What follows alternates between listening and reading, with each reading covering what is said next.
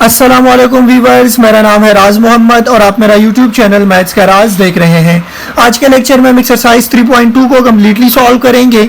इस एक्सरसाइज के अंदर हम बेसिक ट्रिग्नोमेट्रिक फंक्शंस की इंटीग्रेशन सॉल्व करेंगे। ठीक है, अब जो बेसिक फार्मूलाज इस एक्सरसाइज के अंदर हम यूज़ करने जा रहे हैं, जल्दी जल्दी से मैं वो आपको लिखवा रहा हूँ। तो आप लोगों ने क्या करना है, कॉपी पेन उठाना है, इन फार्मूलाज को नोट आउट करना है और रिमेंबर करना है, कभी भी नहीं भूलना। अगर ये फार्मूलाज आप लोगों ने याद करनी है फिंगर टिप्स के ऊपर, तो ये एक्सरसाइज भी और आगे जितनी भी एक्सरसाइजेज हमारी आ रही हैं जहाँ पर ट्रिग्नोमेट्रिक फंक्शंस यूज होंगे, तो वो आप लोग फिंगर टिप्स के ऊपर सॉल्व कर सकते हैं। ठीक है, तो हम जल्दी जल्दी से फार्मूलाज लिख लेते हैं, समझ लेते हैं।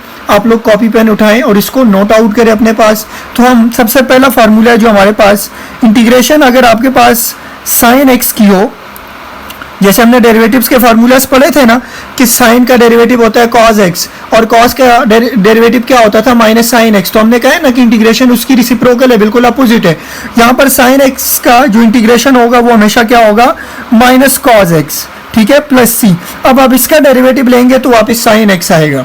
समझ आ गई बात? तो इसीलिए मैं आपको ये कहूँगा कि आप लोगों को अगर डेरिवेटिव्स के फार्मूलाज याद हैं तो आप लोगों को ये भी याद करने में मुश्किल नहीं होगी। कॉस का डेरिवेटिव क्या होता था, माइनस साइन एक्स, तो यहाँ पर साइन की इंटीग्रेशन माइनस कॉस होगी, अपोजिट है ना बिल्कुल।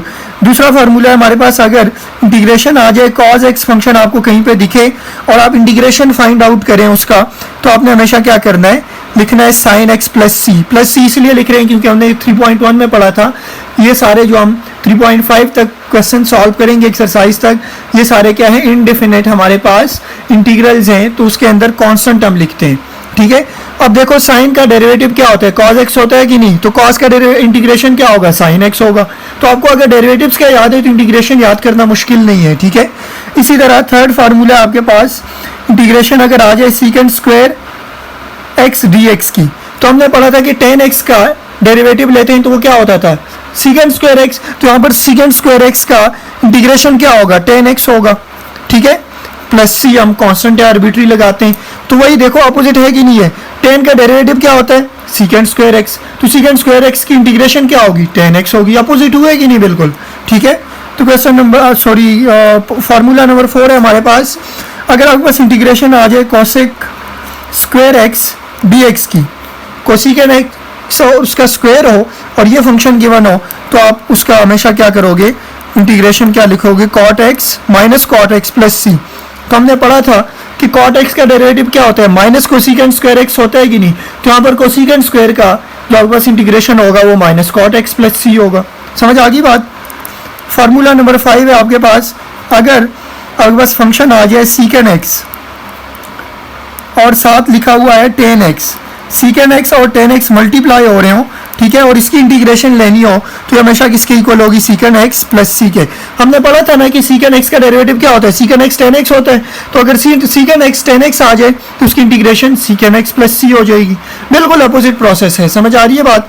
फार्मूला नंबर 6 है हमारे पास, इंटीग्रेशन अगर आपको दी गई हो कोसिकेंड एक्स और साथ लिखा हुआ हो कॉट एक्स डी एक्स, तो इसकी इंटीग्रेशन याद रखना कि आपके पास हमेशा होगी कोसिकेंड एक्स प्लस सी। हमने पढ़ा था कि कोसिकेंड एक्स का डेरिवेटिव क्या होता है आपके पास, कोसिकेंड एक्स का डेरिवेटिव हमने पढ़ा था कि हमेशा किसके इक्वल होता था, वहां पर वो इक्वल होता था कोसिकेंड एक्स कॉट एक्स के। तो यहाँ पर कोसिकेंड एक्स कॉट एक्स की इंटीग्रेशन क्या होगी, कोसिकेंड एक्स होगी। ठीक है, फार्मूला नंबर 7, अगर आपको फंक्शन गिवन हो, कौन सा, टेन एक्स गिवन हो, तो टेन एक्स डी एक्स की इंटीग्रेशन आप लोगों ने याद रखनी है हमेशा कि वो नेचुरल लॉग लिखोगे और सीकेंड एक्स प्लस सी। ये इस क्वेश्चन नंबर जो फार्मूला नंबर 6 तक है, ये फार्मूलाज तो आप लोग डेरिवेटिव से याद कर सकते हैं, लेकिन ये जो फार्मूलाज में अभी आपको 7 से लेकर ऑनवर्ड जो फार्मूलाज हैं ये डिफरेंट है, ये आपके एक्सरसाइज से पहले भी लिखे हुए हैं, उन्होंने दिए हुए हैं आपको। ठीक है, इसका प्रूफ भी हम करेंगे लास्ट में, लेकिन आपको इसको याद रखना है। ठीक है, टेन एक्स अगर कहीं पर लिखा हो तो इसकी इंटीग्रेशन हमेशा क्या होगी, natural log of secant x plus c, constant हम लगाते हैं। इसी तरह फार्मूला नंबर 8 अगर आपके पास आ जाए, तो फार्मूला नंबर 8 में आपके पास अगर इंटीग्रेशन लेनी हो आपने कॉट एक्स की और साथ डी एक्स, ठीक है, तो इसकी इंटीग्रेशन हमेशा आपके पास क्या होगी, natural log of sine x plus c. देखो आपके पास टेन एक्स की इंटीग्रेशन होगी natural log of secant x, cot की होगी natural log of sine x की। सिंपल सी बात है, आप लोगों ने इसको याद रखना है। फार्मूला नंबर 9, अगर आपको फंक्शन गिवन हो सीकेंड एक्स डी एक्स ये इक्वल होगा हमेशा इसकी इंटीग्रेशन आपके पास natural log of secant x plus tan x plus c. तो ये फार्मूलाज आप लोगों ने याद रखने हैं। मैं आपको फिर कह रहा हूँ एक शीट उठाएं, कॉपी पेन उठाएं, इसको नोट आउट करें। जब हम क्वेश्चन सॉल्व करेंगे वहां पर हम यूज करेंगे तो आप उस शीट को देखें, कॉपी को देखें जहां पे आपने नोट किया है, तो आपको क्वेश्चन बिल्कुल ईजी लगेगा अगर आपको ये फार्मूलाज याद हो। अब याद करना आप लोगों का काम है। फार्मूला नंबर 10, अगर आपको फंक्शन गिवन हो cosecant x d x, cosecant square की तो हमने बात की वो है, लेकिन अगर सिर्फ cosecant x d x given हो तो उसकी इंटीग्रेशन याद रखना कि नेचुरल लॉग आएगा, कोसिकेंड एक्स आएगा आपके पास minus cot x plus c. ये फार्मूलाज हैं जो कि हम यूज़ करेंगे। और इस एक्सरसाइज के अंदर चूंकि उन्होंने एक दो फार्मूलाज और भी यूज़ किए, अगर कहीं पे आपको कॉस स्क्वायर एक्स नज़र आएगा ना जब भी इंटीग्रेशन करोगे, आपने इसको डायरेक्टली कन्वर्ट कर देना है हाफ एंगल में। हाफ एंगल आप लोग पढ़ चुके हैं, कॉस स्क्वायर एक्स किसके इक्वल होता है 1 plus cos 2x divide by 2। ये फर्स्ट ईयर का आप लोगों का एक्सरसाइज जब आप लोगों ने चैप्टर 8 पढ़ा था वहां पर ये चीज़ें आप लोग पढ़ चुके हैं।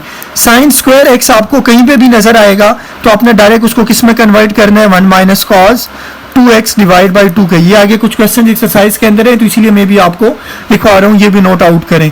और एक आप लोगों को बचपन से याद होगा कि टेन स्क्वायर थीटा प्लस 1 किसके इक्वल होता है सीकेंड स्क्वायर थीटा के। इसी तरह आप लोगों को ये भी पता होगा कि कॉट स्क्वायर थीटा इक्वल होता है कोसिकेंड स्क्वायर थीटा माइनस 1 के।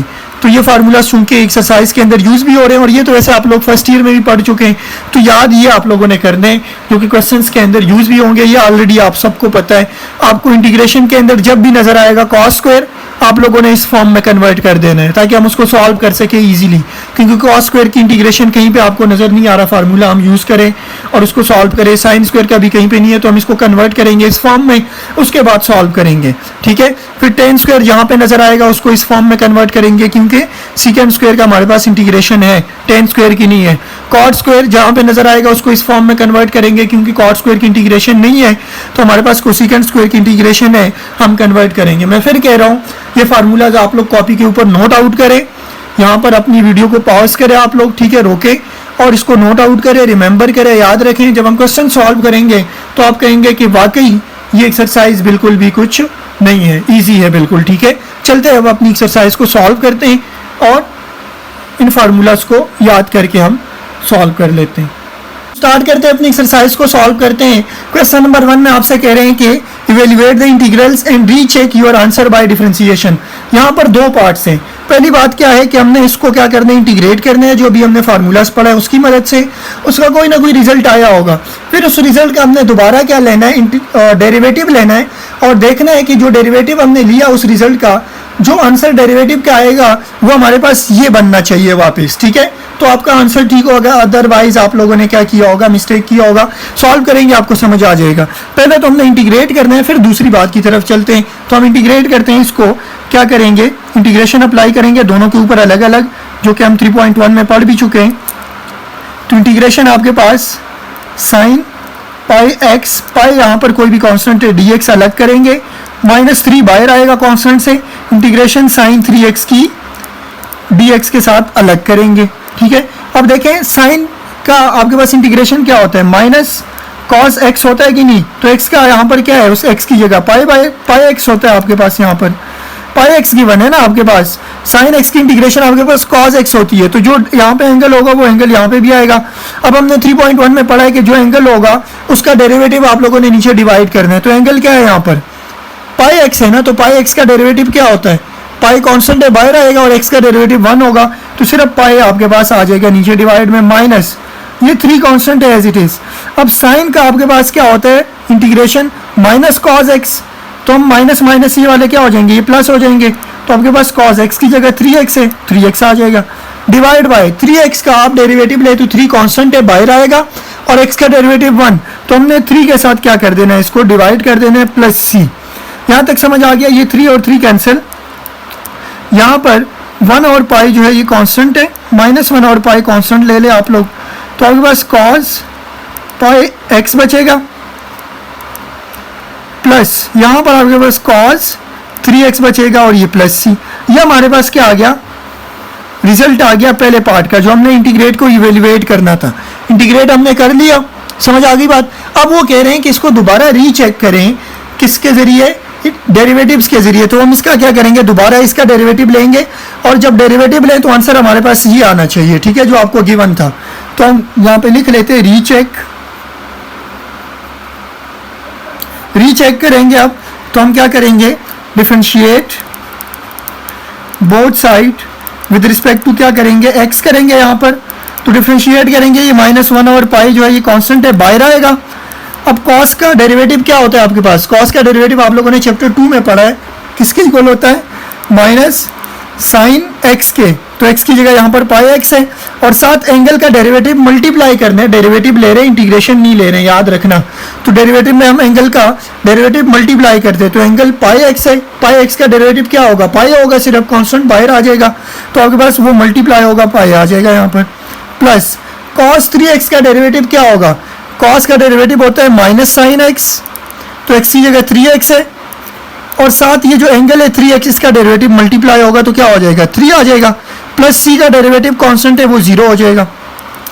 अब minus minus plus sine pi और x हो जाएगा, ये पाई और ये पाई कैंसिल हो गए, यहाँ तक समझ आ गई। और ये माइनस माइनस प्लस, तो ये माइनस प्लस माइनस साइन, और ये 3 आपका जो है इधर आ जाएगा स्टार्ट में, साइन 3x।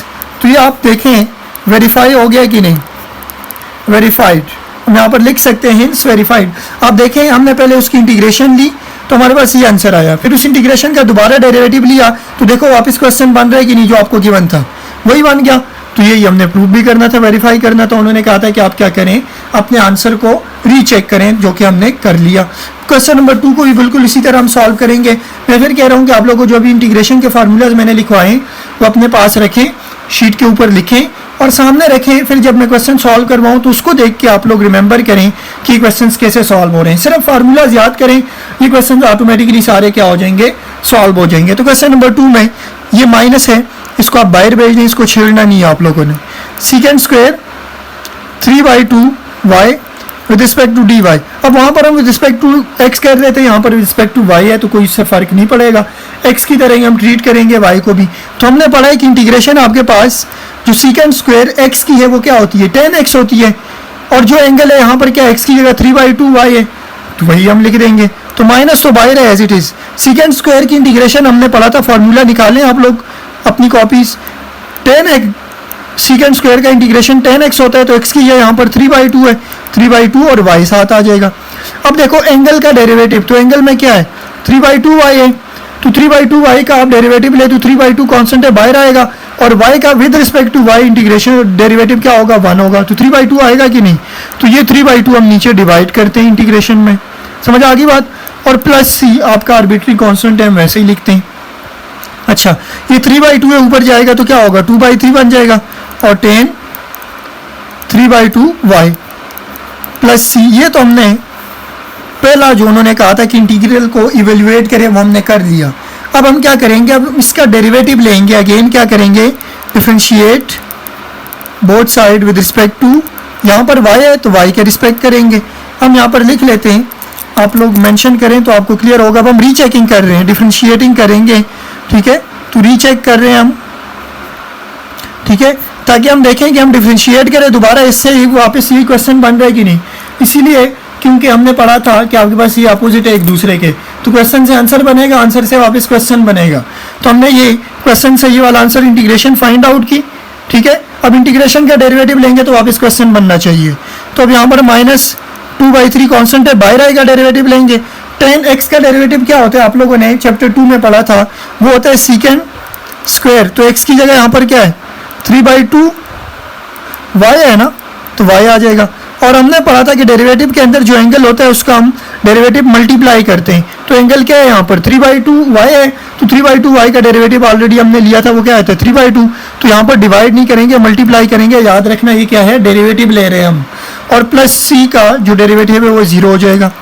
अब आपके पास 3 से कैंसिल, 2 से कैंसिल, तो माइनस सेकेंड स्क्वायर 3/2y बन रहा है कि नहीं। और हिंस हम यहाँ पर क्या कर लेते हैं, वेरीफाइड लिख लेते हैं। देखो हमने इसका जब इंटीग्रेशन लिया ये आया, इसका डेरिवेटिव लिया तो वापस यही क्वेश्चन बन रहा है कि नहीं, और यही चीज़ हमने प्रूव करनी थी। समझ आ गया होगा आई होप सो। मैं फिर कह रहा हूँ कि इंटीग्रेशन के लिए आपको फार्मूलाज याद रखने याद रखने और याद रखने, तब आपको ये क्वेश्चन समझ आएंगे और इजीली समझ आएंगे, कोई मुश्किल नहीं है। चलते हैं क्वेश्चन नंबर 3 और 4 को भी इसी तरह सॉल्व करते हैं। थोड़ा सा लेंथी है क्योंकि हम दोबारा रीचेकिंग कर रहे हैं, बाकी मुश्किल नहीं है, ठीक है। अब देखो यहाँ पर इंटीग्रेशन हम अप्लाई करेंगे अलग अलग, तो 1 की integration with respect to dx अलग होगी, -8 कॉन्स्टेंट है बाहर आएगा, और integration of cosecant square x ही है, यहाँ पर क्या है 2x है, dx आ जाएगा, ठीक है। अब इंटीग्रेशन ऑफ 1 जो है विद रिस्पेक्ट टू x क्या होती है, आप लोग पढ़ चुके हैं, वो x के इक्वल होता है, -8 कॉन्स्टेंट है एज इट इज। अब कोसिकेंट स्क्वायर की इंटीग्रेशन आप लोगों ने पढ़ी है, किसके इक्वल होती है, आप निकालें जो मैंने फार्मूलाज लिखवाए, -cot x के इक्वल होती है कि नहीं। तो यहाँ पर हम -cot x लिखेंगे तो वो माइनस, बल्कि चलो मैं एक स्टेप और करवा दूँ, -cot x, x ही है, यहाँ पर 2x है। अब एंगल क्या है 2x, इसका डेरिवेटिव नीचे डिवाइड होगा, तो 2x का डेरिवेटिव क्या होगा विद रिस्पेक्ट टू x, 2 होगा कि नहीं, नीचे डिवाइड हो जाएगा, plus c constant as it is आ जाएगा, 2 4 जार 8, तो अब बस इंटीग्रेशन क्या आ गई, x माइनस माइनस प्लस हो जाएंगे, 4 cot 2x प्लस c। ये आप लोगों ने पहला पार्ट सॉल्व कर दिया इंटीग्रेशन। अब हमने क्या करना है, इसका डिफ्रेंशिएशन हमने करनी है और वापस यही क्वेश्चन बनाना है। तो फिर अगर बन गया तो ठीक है, आप लोगों ने ठीक सॉल्व किया, नहीं बना तो कोई मिस्टेक होगी, हम चेक करते हैं अभी। तो हम क्या कर लेंगे, अभी यहाँ पर आप लोग लिख लें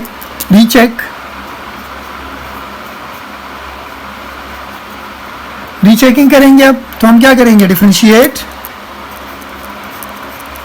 both side with respect to x है, यहाँ पर तो x से करेंगे, तो आपके पास x का डेरिवेटिव क्या होता है 1 होता है कि नहीं, प्लस 4 कांस्टेंट है बाहर आएगा, कॉट का डेरिवेटिव आप लोगों ने चैप्टर 2 में पढ़ा है, वो किसके इक्वल होता है, माइनस कोसिकेंट स्क्वायर x के इक्वल होते हैं। तो यहाँ पर x की जगह 2x है तो हम 2x लिखेंगे, और साथ एंगल का जो डेरिवेटिव है 2x का वो मल्टीप्लाई होगा, हम डेरिवेटिव ले रहे हैं। इंटीग्रेशन के अंदर एंगल का डेरिवेटिव डिवाइड होता है, डिफरेंशिएशन के अंदर आपके पास एंगल का डेरिवेटिव मल्टीप्लाई होता है, तो एंगल 2x है, उसका डेरिवेटिव आ जाएगा 2, और प्लस c का डेरिवेटिव 0 हो जाएगा, 1 plus minus minus 2 4 jar 8 cosecant square 2x। तो अगर हम देखें वेरीफाई हो गया कि नहीं, यहाँ पर हिंस वेरीफाइड, ये आपका क्वेश्चन वापस बन गया कि नहीं, और यही हमने प्रूव करना था। आई होप कि समझ आया होगा आप लोगों को। मैं फिर कह रहा हूँ कि आप लोगों को फार्मूलाज याद रखने हैं कुछ भी करके इंटीग्रेशन के, और डेरिवेटिव्स के आपको याद होंगे तो ऑटोमेटिकली इंटीग्रेशन के भी याद हो जाएंगे। तो ये क्वेश्चंस कुछ भी नहीं है, ठीक है। चलते हैं इसी तरह क्वेश्चन 4 को भी सॉल्व करते हैं। पहले फुर्सत में आप क्या करें, इस 1/2 को बाहर भेज दें, इसका क्या काम है, यहाँ पर कुछ नहीं है। तो आप इंटीग्रेशन क्या करें, स्क्वायर ब्रैकेट इसलिए डाल रहा हूँ क्योंकि 1/2 इसके साथ भी मल्टीप्लाई हो रहा है और इसके साथ भी। इंटीग्रेशन कोसिकेंट स्क्वायर x की इंटीग्रेशन अलग लें dx के साथ, minus integration cosecant x cot x dx, इसकी इंटीग्रेशन अलग लें, ये 1/2 इन दोनों से मल्टीप्लाई होगा, तो 1/2 as it is. Integration cosecant square की क्या होती है, अभी हमने पढ़ा है, माइनस cot x होती है कि नहीं। तो यहाँ पर x क्या है, x का डेरिवेटिव 1 होगा, नीचे डिवाइड करने की जरूरत नहीं है, minus cosecant x cot x की भी मैं आपको इंटीग्रेशन लिखवा चुका हूँ, फार्मूला नंबर 6 देखें जाकर अपने नोटबुक के ऊपर, वहाँ पर मैंने लिखवाया है कि इसकी integration cosecant x cot x जब मल्टीप्लाई हो रहे हो तो इसकी इंटीग्रेशन हमेशा किसके इक्वल होती है, कोसिकेंट x के इक्वल होती है। समझ आ गई बात। और ये आपका प्लस c जो है आर्बिट्री कॉन्स्टेंट साथ आ जाएगा वैसे। अब ये आपके पास क्या हुआ, इंटीग्रेशन हमने फाइंड आउट कर ली। अब हम क्या करेंगे, रीचेक करेंगे इसको बाय डिफरेंशिएशन। तो हम क्या कर लेते हैं, रीचेक कर लेते हैं इसको डिफरेंशिएशन करके। तो हम क्या करेंगे, इसको डिफरेंशिएट करेंगे और वापस यही क्वेश्चन बनाएंगे। Differentiate both side with respect to x करेंगे, तो ये 1/2 तो आपका कांस्टेंट है, बाहर ही रहेगा, ठीक है, बाहर आ गया। अब आपके पास आप लोगों ने डेरिवेटिव पढ़ा था कि आपके पास cot x का डेरिवेटिव क्या होता है, ये माइनस तो बाहर आ जाएगा ना, cot x का डेरिवेटिव आपके पास होता है माइनस कोसिकेंट स्क्वायर x के इक्वल, किसके equal, minus cosecant square x के इक्वल। और माइनस कोसिकेंट x का डेरिवेटिव अगर आप लोग देखें तो वो इक्वल होता है कोसिकेंट x cot x के, ये आप लोगों ने चैप्टर 2 में पढ़ा है, इसीलिए मैं इसके ऊपर ज़्यादा टाइम नहीं डाल रहा। और प्लस c का जो हो जाएगा डेरिवेटिव 0, ठीक है। तो ये 1/2 as it is, minus minus plus, और ये आपके पास cosecant square x minus cosecant x cot x आ जाएगा। तो ये आप देखें हमने यही प्रूव करना था कि नहीं, तो हेंस वेरीफाइड हम यहाँ पर लिख लेते हैं। हमने डिफ्रेंसिएशन की तो वापस वही क्वेश्चन बन गया। आपको दो चीज़ें याद रखनी है, मैं फिर बता रहा हूँ। डिफ्रेंसिएशन याद रखेंगे ऑटोमेटिकली आपको डेरिवेटिव्स याद आ जाएंगे, ठीक है। सॉरी, डेरिवेटिव्स याद रखेंगे ट्रिग्नोमेट्रिक फंक्शंस के, तो ऑटोमेटिकली आप लोग इंटीग्रेशन भी याद कर सकते हैं। जैसे देखो यहाँ पर इंटीग्रेशन हमने लिया ना कोसिकेंट स्क्वायर एक्स की, वो माइनस कॉट एक्स आई है, तो हम कॉट एक्स की इंटीग्रेशन क्या सॉरी डेरिवेटिव क्या लेंगे, automatically minus cosecant square x आ जाएगा, ठीक है। तो ये फार्मूलाज आपको याद होंगे तो कोई मुश्किल नहीं है। चलते हैं इसी तरह ऑनवर्ड बाकी क्वेश्चंस को भी सॉल्व करते हैं। ये क्वेश्चन नंबर 5 में इसी तरह फंक्शन आपको गिवन है। मैंने इसके लिए आपको हाफ एंगल के फार्मूलाज लिखवाए थे, तो मैंने कहा था कि जब भी कॉस स्क्वायर एक्स आपको नजर आएगा उसको आपने किस में कन्वर्ट करना है, उसको आप लोगों ने 1 प्लस कॉस 2x में कन्वर्ट करना है डिवाइड बाई 2। ये आप लोगों ने हाफ एंगल के जरिए फर्स्ट ईयर में पढ़ा है। इसको हम इस फॉर्म में कन्वर्ट करेंगे, तब हम जाके इंटीग्रेशन लेंगे। इसकी समझ आ गई बात, क्योंकि कॉस स्क्वायर एक्स का जब भी आप लोग इंटीग्रेशन लेते हैं तो हम डायरेक्ट नहीं ले सकते, क्योंकि आपको फार्मूला जो मैंने लिखवाए हैं उसके अंदर भी देखें कॉस स्क्वायर एक्स की जो इंटीग्रेशन है वो डायरेक्ट नहीं है। तो पहले हम इसको इस फॉर्म में कन्वर्ट करेंगे, फिर उसके बाद सॉल्व करेंगे। आप इस 1/7 को तो बाहर ले आए पहली फुर्सत में। अब कॉस स्क्वायर को किस में कन्वर्ट करेंगे, 1 plus cos 2x divide by 2 साथ dx आ जाएगा। 1/7 एज इट इज़। यहाँ पर देखें ये 1/2 अलग होगा और कॉस 2x जो है ये अलग डिवाइड होगा।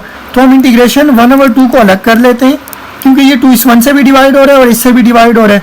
प्लस यहाँ पर आप लोग इसकी integration cos 2x divide by 2 है ना, तो आप यहाँ पर डिवाइड बाई 2 dx इसकी अलग इंटीग्रेशन कर दोगे। 1/7 एज इट इज़। अब 1/2 कांस्टेंट है, तो कांस्टेंट की इंटीग्रेशन क्या होगी, x होगी, प्लस यहाँ से 1/2 बाहर आ जाएगा। अब cos 2x की इंटीग्रेशन क्या होगी, cos 2x की इंटीग्रेशन हम क्या करते हैं, cos x की इंटीग्रेशन हमने पढ़ा था कि sin x होता है तो x ही है, यहाँ पर 2x है। तो अब एंगल क्या है 2x, उसका डेरिवेटिव नीचे डिवाइड कर दें आप, तो 2x का डेरिवेटिव होगा 2, नीचे आकर डिवाइड होगा और plus c as it is.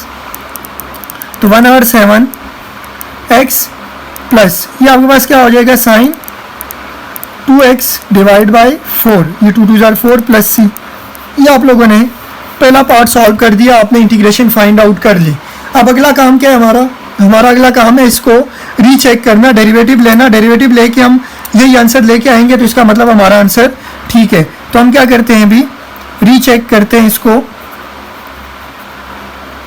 Recheck कैसे करेंगे, डिफ्रेंशिएशन करके। उन्होंने हमें कहा था कि डिफ्रेंशिएशन करके रीचेक करें, तो differentiate both side with respect to क्या करेंगे x। तो आपके पास क्या होगा, ये 1/7 तो कांस्टेंट है, बाहर आएगा। x की आप सबको पता है कि x का डेरिवेटिव क्या होता है, 1 होता है, प्लस 1/4 कांस्टेंट है, बाहर आएगा। साइन का डेरिवेटिव क्या होता है, cos x होता है कि नहीं, तो x की यहाँ पर 2x है। अब एंगल डेरिवेटिव के अंदर मल्टीप्लाई होता है, एंगल का डेरिवेटिव क्या है 2x है, तो उसका डेरिवेटिव आपके पास क्या आ जाएगा 2 आ जाएगा, वो मल्टीप्लाई होगा इसके साथ। और प्लस c का डेरिवेटिव 0 होगा, उसको लिखने की ज़रूरत नहीं है। अब 1/7 इससे मल्टीप्लाई होगा तो आपके पास क्या आ जाएगा 1/7 आ जाएगा, ठीक है। प्लस इसी तरह ये 2 2 जार 4 हो जाएंगे, तो आपके पास क्या आ जाएगा cos 2x डिवाइड बाई क्या आ जाएगा cos 2x डिवाइड बाई आपके पास ये 2 आ जाएगा। यहाँ तक समझ आ गया जी। तो यहाँ से क्या हो जाएगा, ये 1/7 मैं बाहर ही ले लेता हूँ। यहाँ पर हमारे पास बचेगा 1 plus cos 2x divide by 2। तो अब देखें हमने 1 plus cos 2x divide by 2 को किसके इक्वल लेट किया था, cos स्क्वायर था कि नहीं है। तो हम यहाँ पर 1/7 एज इट इज़ लिख लेते हैं। इस पूरे की जगह मैं क्या पुट कर लेता हूँ यहाँ पर cos स्क्वायर वापस, क्योंकि हमने क्वेश्चन बनाना है ताकि आपको समझ आए, वरना यहाँ तक भी आपका आंसर ठीक है, सॉल्व करने की ज़रूरत नहीं थी। तो आप अगर देखें तो cos square x divide by 7 बन रहा है कि नहीं, तो यहाँ पर हम लिख सकते हैं हिंस वेरीफाइड, और यही हमने प्रूव करना था। आई होप कि समझ आया होगा।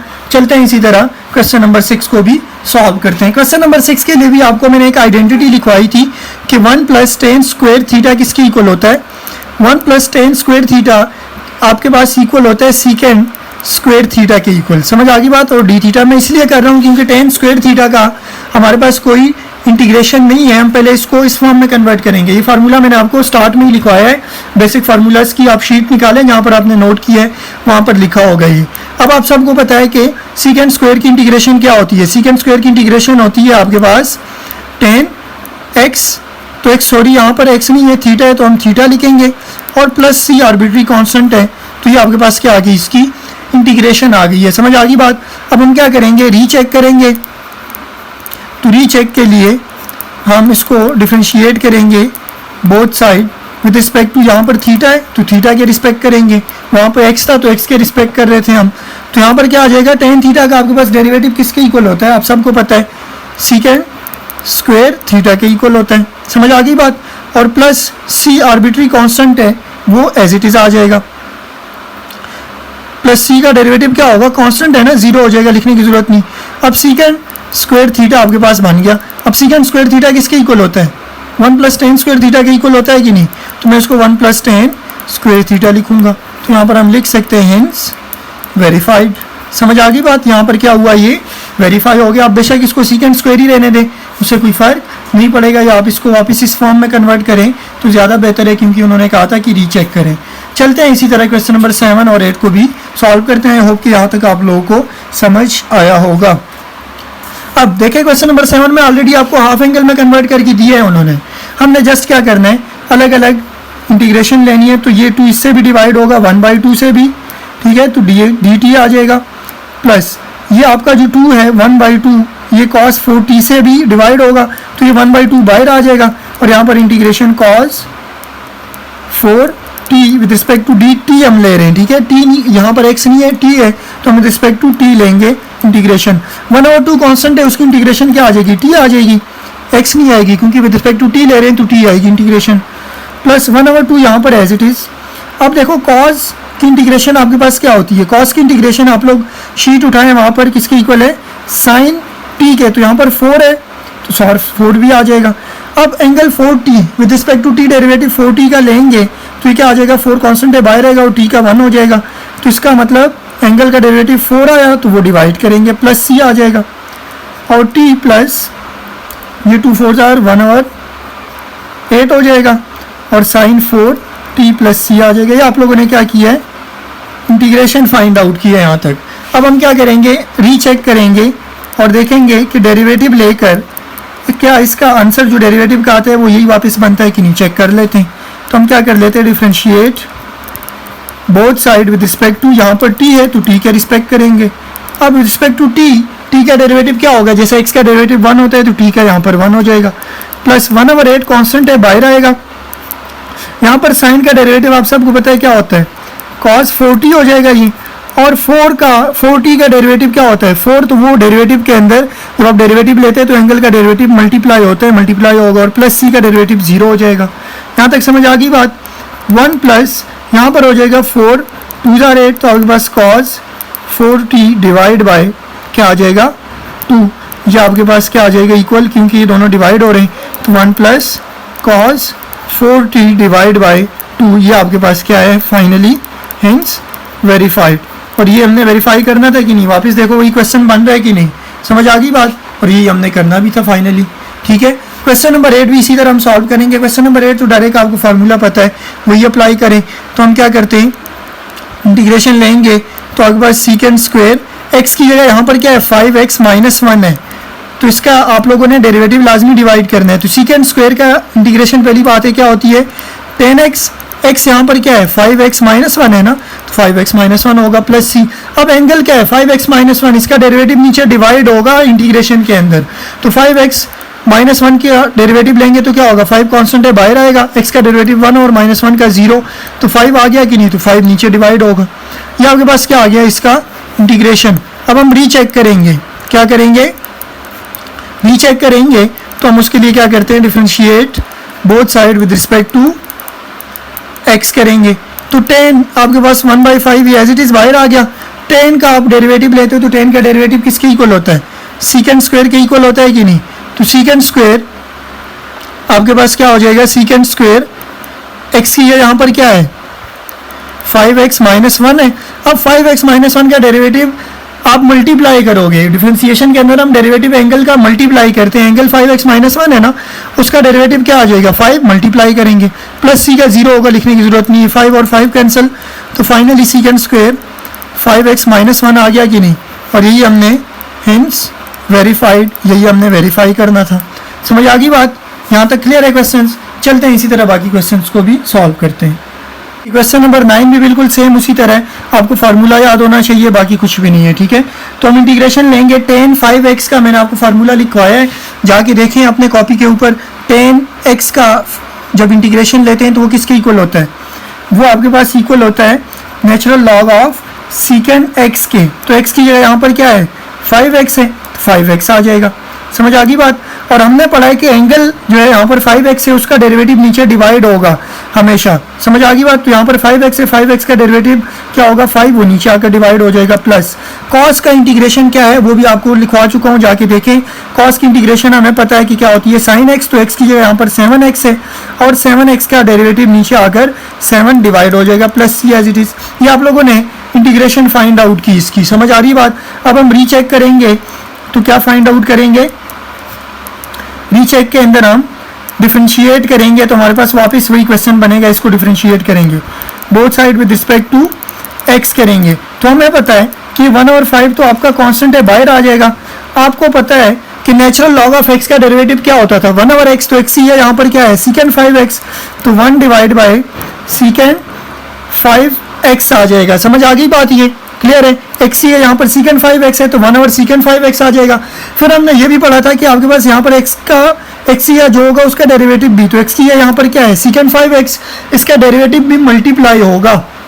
डिफरेंशिएशन के अंदर इसका डेरिवेटिव मल्टीप्लाई होगा, तो सीकेंड 5x का डेरिवेटिव क्या होगा सीकेंड 5x tan 5x, क्योंकि सीकेंड x का डेरिवेटिव क्या होता है सीकेंड x tan x होता है ना, तो यहाँ पर x का 5x है, और साथ सीकेंड 5x का जब आप डेरिवेटिव लेते हैं तो ये तो आ गया ये। अब साथ सीकेंड का जो एंगल है उसका डेरिवेटिव क्या आ जाएगा 5x का, 5 मल्टीप्लाई होगा 5 आ जाएगा। आप लोगों ने डिफरेंशिएशन पढ़ी है तो मुझे इसके ऊपर इतना ज़्यादा एक्सप्लेन करने की ज़रूरत नहीं है, आप लोग ऑलरेडी कुछ ना कुछ आप लोगों ने समझा है कि कैसे डिफरेंशिएट करते हैं। मैं आपको यहाँ पे समझा देता हूँ कि ये मैंने कैसे किया।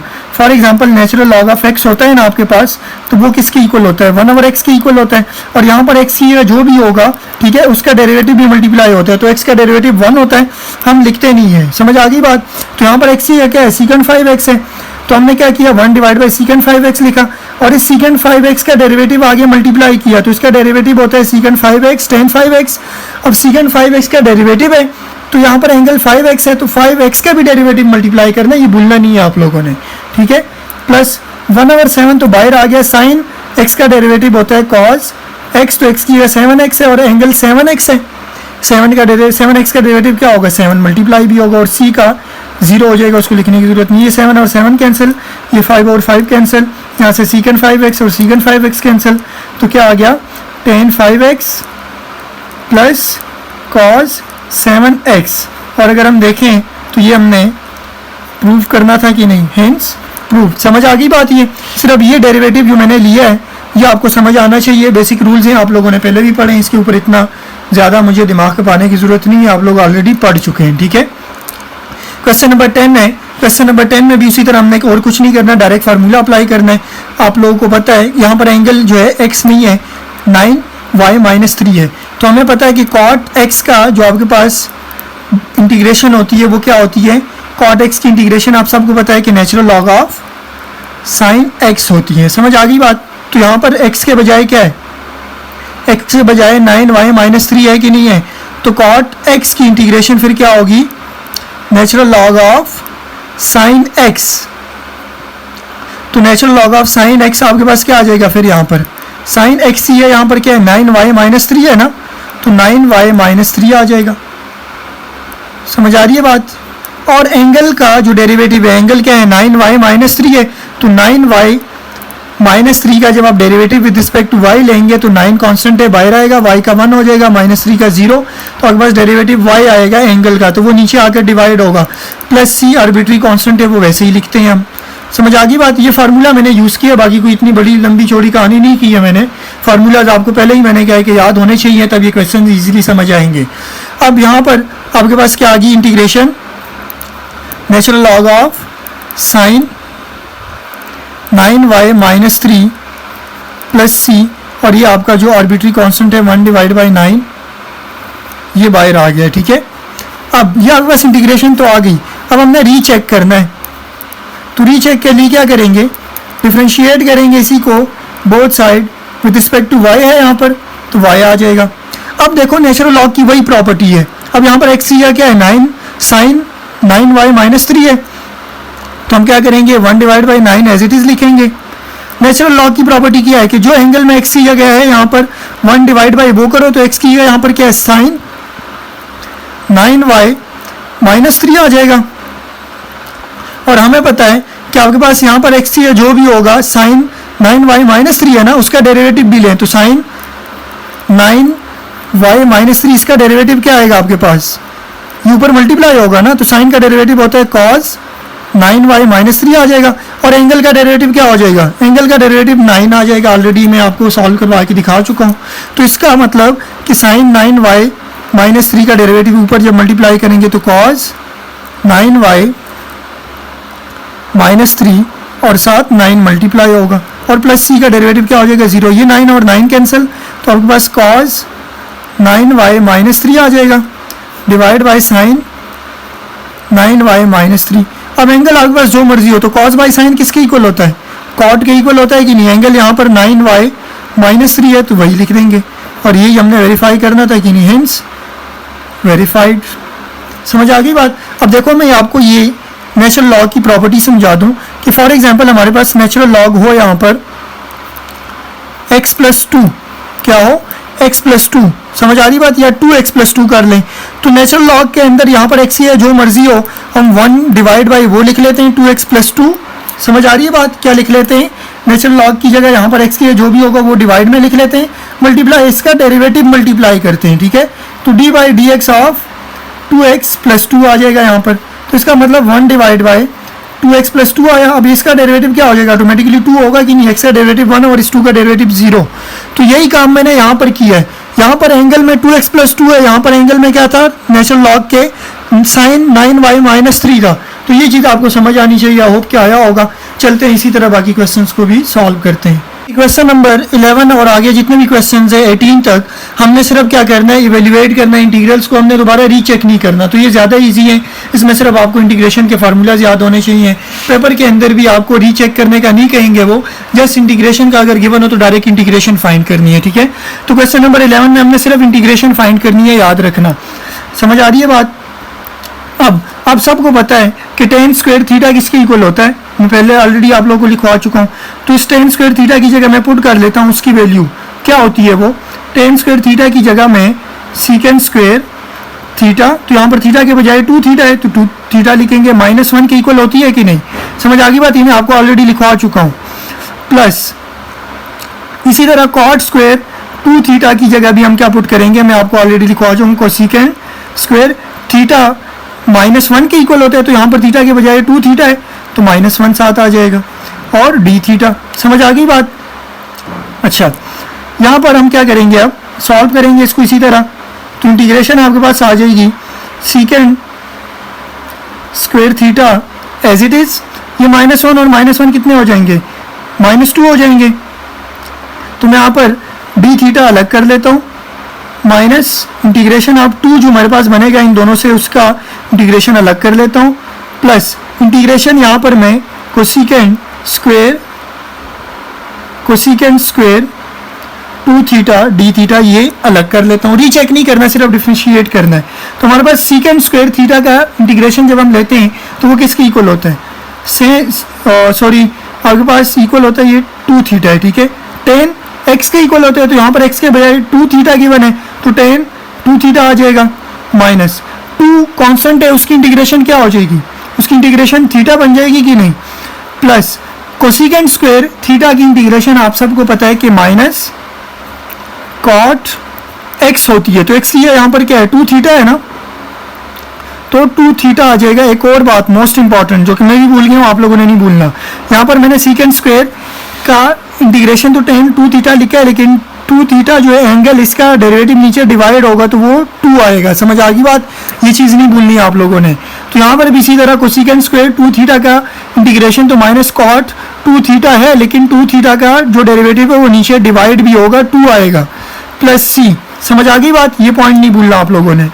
तो आपके पास क्या आ जाएगा, tan 2 theta divide by 2 minus theta minus plus minus cot 2 theta divide by 2 plus c. आप एलसीएम लें या ना लें, ये आपका क्या है, इसका फाइनल आंसर है। एलसीएम लें तब भी ठीक, ना लें तब भी यहाँ तक आपका आंसर सफिशिएंट है। ठीक है। अच्छा, क्वेश्चन नंबर 12 भी इसी तरह ही है। क्वेश्चन नंबर 12 में आपको मैंने एक आइडेंटिटी लिखवाई थी हाफ एंगल की, कि आपको जब भी साइन स्क्वायर गिवन हो तो उसको आपने हमेशा किस में कन्वर्ट करना है, इंटीग्रेशन हम लेंगे 1 माइनस कॉज में कन्वर्ट करना है। 2 इंटू एक्स की जगह यहाँ पर क्या है, अब आप लोगों को पता है कि साइन स्क्वायर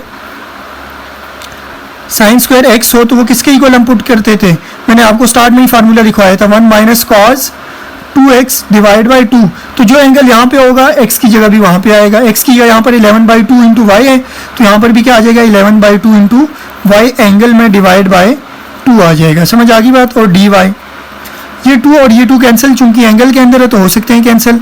इंटीग्रेशन ये 2 इससे भी डिवाइड होगा, 1 डिवाइड बाई 2 आ जाएगा। डी थीटा सॉरी dy है यहाँ पर तो dy आएगा, माइनस इंटीग्रेशन यहाँ पर कॉज एंगल में क्या बचेगा, 11y dy, और ये डिवाइड बाई 2 इसके नीचे भी डिवाइड होगा। 1/2 कांस्टेंट है, उसकी इंटीग्रेशन क्या हो जाएगी, y आ जाएगी, माइनस ये 1/2 कांस्टेंट बाहर आ जाएगा। इंटीग्रेशन किसकी बच जाएगी, cos 11y एंगल में dy, तो y minus 1 divide by 2। Integration हमें पता है कि cos की क्या होती है, cos की इंटीग्रेशन आपके पास होती है साइन, तो यहाँ पर एंगल क्या है 11y, तो यहाँ पे भी 11y आएगा। अब 11y का आप with respect to y derivative लेंगे तो 11 आएगा। समझ आ गई बात? y का 1 हो जाएगा, वो आपने नीचे आकर डिवाइड करना है, तो 11 आ जाएगा प्लस सी। अब y माइनस 1 डिवाइड बाई 2 11 से मल्टीप्लाई होगा, तो sine 11y divide by 22 plus c ये आ जाएगा। समझ आ गई बात? क्लियर है यहाँ तक? और ये हमारा क्या है, इसका फाइनल आंसर है। आई होप कि समझ आया होगा। चलते हैं इसी तरह क्वेश्चन 13 और 14 को भी सॉल्व करते हैं। अब देखें आपके पास क्वेश्चन 13 भी इसी तरह ही सॉल्व होगा। क्वेश्चन 13 में आपको क्या गिवन है, आपको गिवन है क्या, integration of cosecant x tan x। समझ आ गई बात? तो कोसिकेंट x tan x की डायरेक्ट इंटीग्रेशन हमारे पास नहीं है। अगर आप फार्मूलाज देखें तो पहले हम इसको क्या कर लेते हैं, थोड़ा सा कन्वर्ट कर लेते हैं। कोसिकेंट x किसका रेसिप्रोकल होता है, 1/sin का होता है कि नहीं। तो मैं इसको 1/sin x किया, यहाँ पर 11x है तो 11x लिख दिया, मल्टीप्लाई हो रहा है tan x, तो tan x क्या होता है, sin x divide by cos x होता है कि नहीं। तो x की यहाँ पर 11x है तो 11x लिखेंगे, divide by cos 11x dx आ जाएगा। यहाँ तक समझ आ गया आप लोगों को? अच्छा, ये और ये कैंसिल हो जाएंगे, तो आपके पास क्या बचेगा, आपके पास बचेगा integration of 1 divide by cos 11x dx आ जाएगा। अब हमें पता है कि 1/cos किसके इक्वल होता है, 1/cos अगर आप लोग देखें तो आप लोगों ने 9th 10th फर्स्ट ईयर में भी पढ़ा होगा, वो इक्वल होता है सीकेंड x के, सीकेंड x के, तो यहाँ पर x क्या है 11x है तो dx लिख देंगे। अब हमें पता है कि सीकेंड x की इंटीग्रेशन क्या होती है, ऑलरेडी हम पहले पढ़ चुके हैं, वो इक्वल होती है नेचुरल लॉग ऑफ सीकेंड x, तो सीकेंड x की यहाँ पर 11x है 11x लिखेंगे, प्लस tan x, तो tan x की यहाँ पर 11x है तो 11x लिखेंगे, प्लस c। अब एंगल क्या है 11x, इसका डेरिवेटिव नीचे लाजमी डिवाइड करना है, तो 11x का डेरिवेटिव क्या होगा 11 होगा कि नहीं। तो ये आपका क्या है, इसका फाइनल आंसर है। हमने कोई रीचेकिंग नहीं करनी, तो हमने डायरेक्ट इसका सिर्फ इंटीग्रेशन लेना था, जो कि फाइंड हो गया। यहाँ तक समझ आ गया? अच्छा, चलते हैं इसी तरह क्वेश्चन नंबर 14 को भी सॉल्व करते हैं। क्वेश्चन नंबर 14 में भी और कुछ नहीं करना, हमने इसी तरह आइडेंटिटीज को कन्वर्ट करना है। तो हम पहले इस cos थीटा को इन दोनों के साथ मल्टीप्लाई कर लेते हैं, तो cos थीटा tan थीटा आ जाएगा, प्लस cos थीटा इस सीकेंड थीटा से भी मल्टीप्लाई होगा तो cos थीटा सीकेंड थीटा आ जाएगा, और d थीटा इन दोनों के साथ आ जाएगा। अब देखें, आप सबको पता है कि tan किसके इक्वल होता है, sine theta divide by cos theta के इक्वल होता है कि नहीं। तो ये थीटा और ये थीटा कैंसिल, प्लस इसी तरह सीकेंड थीटा आप सबको पता है किसके इक्वल होता है, ये cos theta as it is. Secant theta भी हमने कहा कि 1/cos के इक्वल होता है कि नहीं, समझ आ गई बात। और ये होल इन दोनों के साथ डी थीटा आ जाएगा, ये कॉज और कॉज भी कैंसिल। तो सिंप्लीफाई करेंगे तो थोड़ा सा ईजी होगा, डायरेक्ट फार्मूलाज ना अप्लाई करें तो ज़्यादा बेहतर है। तो हमारे पास integration sine theta d theta अलग हो जाएगा, प्लस यहाँ पे 1 बचा था तो 1 की इंटीग्रेशन डी थीटा के रिस्पेक्ट अलग। साइन की इंटीग्रेशन क्या होती है हम ऑलरेडी पढ़ चुके हैं, माइनस कॉस थीटा, और प्लस 1 की integration with respect to theta, theta बन जाएगा। तो आप इसको थोड़ा अरेंज करें, theta minus cos theta plus c, ये आपके पास क्या है, इसका फाइनल आंसर है। मैंने आपको पहले कहा था कि अगर आपको बेसिक फार्मूला याद हैं तो ये क्वेश्चन सॉल्व करना कुछ भी मुश्किल नहीं है। चलते हैं इसी तरह 15 और 16 को भी सॉल्व करते हैं। क्वेश्चन नंबर 15 में आपको कोसिकेंड फंक्शन गिवन है तो उसका हमें पता है कि डेरिवेटिव क्या होता है, सॉरी इंटीग्रेशन, वो भी हमें पता है कि माइनस कॉट एक्स के इक्वल होता है कि नहीं। तो हम यहाँ पर क्या कर लेंगे, कोसिकेंड स्क्वायर एक्स, ये यहाँ पर x माइनस 1 डिवाइड बाई 3 है, याद रखना dx, एंगल यहाँ पर x नहीं है, x माइनस 1 डिवाइड बाई 3 है। तो हमें पता है कि कोसिकेंड स्क्वायर x का जब आप इंटीग्रेशन लेते हैं तो वो माइनस कॉट x के इक्वल होता है। तो x की यहाँ पर क्या है, x माइनस 1 डिवाइड बाई 3 है कि नहीं, प्लस c आ जाएगा। अब हमें पता है कि जो एंगल होता है उसका डेरिवेटिव नीचे डिवाइड करते हैं, तो एंगल का डेरिवेटिव क्या होगा, x माइनस 1 डिवाइड बाई 3 का डेरिवेटिव आप लें तो ये आपके पास क्या होगा, 1/3 कॉन्स्टेंट है, बाहर आएगा, x का डेरिवेटिव 1 हो जाएगा ऊपर और -1 का 0, तो 1/3 आएगा कि नहीं। तो यहाँ पर 1 डिवाइड बाई 3 आ जाएगा, ये 1 डिवाइड बाई 3 ऊपर जाएगा तो क्या होगा, 3 डिवाइड बाई 1 विच मीन्स 3, तो cot x minus 1 divide by 3 plus c, ये आपका क्या है, इसका फाइनल आंसर है। जस्ट दो स्टेप्स के क्वेश्चन है, अगर आपको फार्मूला याद है, मैं ऑलरेडी आपको कह चुका हूँ, ये बात समझ आ गई बात। अच्छा, अब यहाँ पर देखें, इस क्वेश्चन को थोड़ा सा समझना है हमने। इसके अंदर हमने जो रूल्स अप्लाई किए थे 3.1 के अंदर, वो हम थोड़े से अप्लाई करेंगे। हमने एक रूल ये पढ़ा था, यहाँ पर मैं आपको समझा देता हूँ कि अगर आपके पास एक फंक्शन हो यहाँ पर f(x) और उसकी पावर कोई भी हो n, और यहाँ पर इस पावर के बगैर जो f(x) फंक्शन है इसका डेरिवेटिव मल्टीप्लाई हो रहा हो, क्या हो रहा हो, मल्टीप्लाई हो रहा हो, तो फिर हम क्या करते होते हैं, फिर हम ऊपर ये जो फंक्शन है हमारे पास f(x), इसकी पावर में एक ऐड कर देते हैं और उससे डिवाइड कर देते हैं और प्लस सी डालते हैं। तो देखते हैं कि यहाँ पर कोई ऐसा चक्कर बन रहा है कि नहीं। तो हम यहाँ पर देखें, cos x से पावर है उसका 1/5, तो n की वैल्यू क्या है, 1/5 है, f(x) हमारे पास cos x है। तो हमें पता है कि यहाँ पर f'(x) मतलब इस f(x) cos x का डेरिवेटिव होना चाहिए। तो cos x का डेरिवेटिव क्या होता है, वो आपके पास माइनस साइन एक्स होता है कि नहीं। तो यहाँ पर तो साइन एक्स है, तो इसको थोड़ा सा मैं सिंप्लीफाई करूँ, अगर मैं यहाँ पर cos x की पावर 1/5 एज इट इज़ लिखूँ, यहाँ पर minus into minus sine x लिख सकता हूँ इसको मैं, इंटू डी एक्स, ये माइनस माइनस प्लस हो के वापस साइन एक्स बनेंगे कि नहीं। अब यहाँ से मैं एक माइनस बाहर भेज देता हूँ, तो आपके पास cos x की power 1/5 into minus sine x d x आ गया कि नहीं। तो हमें अभी पता है कि यहाँ पर एंगल f(x) है और उसका डेरिवेटिव माइनस साइन एक्स है कि नहीं है, समझ आ गई बात। cos x का डेरिवेटिव आगे मल्टीप्लाई हो रहा है कि नहीं। तो मैंने यही तो कहा कि अगर एंगल इसका फंक्शन का डेरिवेटिव मल्टीप्लाई हो रहा हो तो जो फंक्शन की पावर है उसमें हम एक ऐड कर देते हैं, 1/5 प्लस 1 करते हैं और उसी से 1/5 प्लस 1 से डिवाइड भी करते हैं और प्लस सी, ये आपकी इंटीग्रेशन है सिंपल। ये जो मैंने रूल बताया है ये 3.1 में आप लोग पढ़ चुके हैं। तो 1/5 यहाँ पर आप करें, 1/5 प्लस 1 क्या होगा, 6/5 बन जाएगा, एलसीएम लेंगे आप तो ये आपके पास माइनस cos x की पावर 6/5 डिवाइड बाई 6/5 बन जाएगा, 6/5 है ये, ठीक है, प्लस सी। तो इसका मतलब फाइनली ये ऊपर जाएगा तो क्या होगा, -5 डिवाइड बाई 6 cos x की पावर 6/5 प्लस सी, ये आपका क्या है, इसका फाइनल आंसर है। मैं आपको फिर बता रहा हूँ जनाब कि फार्मूलाज याद रखें, ये एक्सरसाइज आप लोग फिंगर टिप्स के ऊपर सॉल्व करेंगे, ठीक है। मुझे दुआई देंगे कि सर वाकई में फार्मूलाज याद हो गए तो अभी एक्सरसाइज सॉल्व करना मुश्किल नहीं है। चलते हैं इसी तरह क्वेश्चन 17 और 18 जो है हमारा लास्ट क्वेश्चन, उसको भी इसी तरह सॉल्व करते हैं। यहाँ पर भी हमने एक रूल अप्लाई करना है, ठीक है। आपके पास आप लोग देखें, अगर मैं आपको एक क्वेश्चन यहाँ पर दे दूँ, सिंपली मैं यहाँ पर सॉल्व करवा देता हूँ, ठीक है। अगर मैं आपसे कहूँ, देखो कि अगर आपको मैंने फंक्शन गिवन दिया हुआ है cos e की पावर y मैं आपसे कह रहा हूँ इसका डेरिवेटिव लें। क्या करें? इसका डेरिवेटिव लें। मैं ये क्वेश्चन समझाना चाह रहा हूँ, यहाँ पे जो रूल अप्लाई हो रहा है वो ईजी है, मुश्किल नहीं है, लेकिन फिर भी आपको समझ आना चाहिए, ठीक है। तो यहाँ पर मैं अगर आपसे कहूँ कि आप कॉज, ये फंक्शन मैं आपको दिया, इसका आप क्या करें? डेरिवेटिव लें। समझ आ गई बात? क्या करें? डेरिवेटिव लें। बल्कि मैंने आपको माइनस कॉज ई की पावर वाई, इसके एंगल में इसका डेरिवेटिव लें। तो हमें पता है कि कॉस का डेरिवेटिव क्या होता है?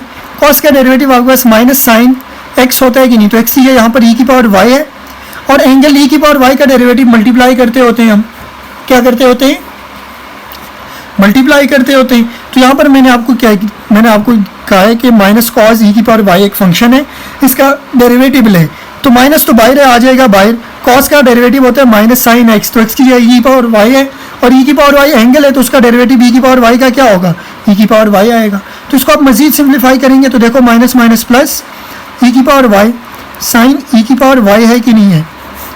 तो ये देखो, ये जो हमारे पास आंसर आया है, तो ये आपको यहाँ पर इंटीग्रेशन के लिए दिया है कि नहीं? तो इसका मतलब ये हुआ कि हम रिवर्स प्रोसेस है ना, इंटीग्रेशन और डेरिवेटिव आपस में अपोजिट है। तो ये अगर हमने लिया इससे इंटीग्रेशन वाला जो हमारा क्वेश्चन बना है, तो इसका मतलब इसकी इंटीग्रेशन क्या है? फिर ये बनेगी कि नहीं? इसका डेरिवेटिव ये बन रहा है, तो इसकी इंटीग्रेशन आपके पास ये बनेगी। समझ आ गई बात?